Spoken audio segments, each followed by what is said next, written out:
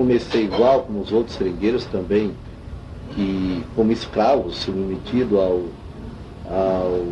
às ordens dos patrões. Nós começamos, eu como outros também, começamos com 9 anos de idade, em vez de receber a lição do ABC, aprendíamos a ter que aprender a sangrar a seringueira, porque durante muitos anos, desde o século passado até 1970, pelo que eu sei, em nenhum seringal da Amazônia era permitido se criar escola. Agora, houve um momento que teve alguma coisa mais diferente para mim. Não sei se eu acertei numa loteria, é que de repente, no seringal em que nós morávamos, isso eu já tinha, foi em 62, eu lembro que uma tarde chegou em nossa casa uma pessoa diferente dos outros seringueiros.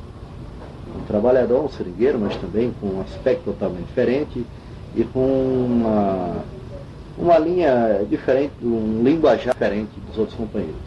Aquela pessoa, pela coincidência, passou em nossa casa num dia que nós tínhamos chegado da estrada da seringa, que estávamos defumando leite, e ele começou a conversar com a gente. E eu comecei a me interessar pelo modo de falar daquela pessoa, a forma com que ele se expressava. Ele trazia alguns jornais, que por sinal não conhecia nem o que era jornal ainda naquela época. E eu me interessei por aquilo, e parece que ele percebeu o interesse, de modo que, a partir dessa conversa dele lá com meu pai, comigo, ficou acertado que a gente visitaria o seu barraco.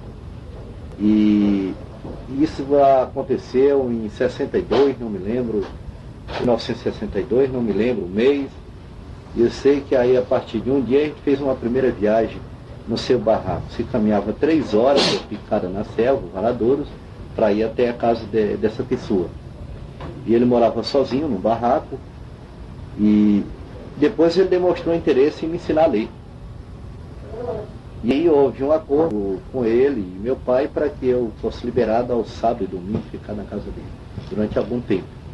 E eu, todo sábado, eu saía à tarde, caminhava aquelas 3 horas pela selva, ia para o barraco dele, e como não tinha carta ABC, ele começava a desenvolver uma espécie de discussão em cima de uma leitura de um jornal, de uma coluna política, de jornais que ele recebia com grande atraso, com 1 mês, 2 meses.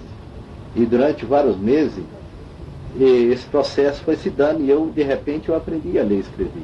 Porque meu pai entendia um pouco também, ele lia um pouco e escrevia, mas como não tinha muito tempo de me ensinar também. E essa pessoa, então, tinha uma capacidade muito maior, uma pessoa assim muito inteligente. E aquilo me levou um interesse tão grande que a gente passava a noite todinha, às vezes acordado, ouvindo toda aquela explanação que ele me fazia.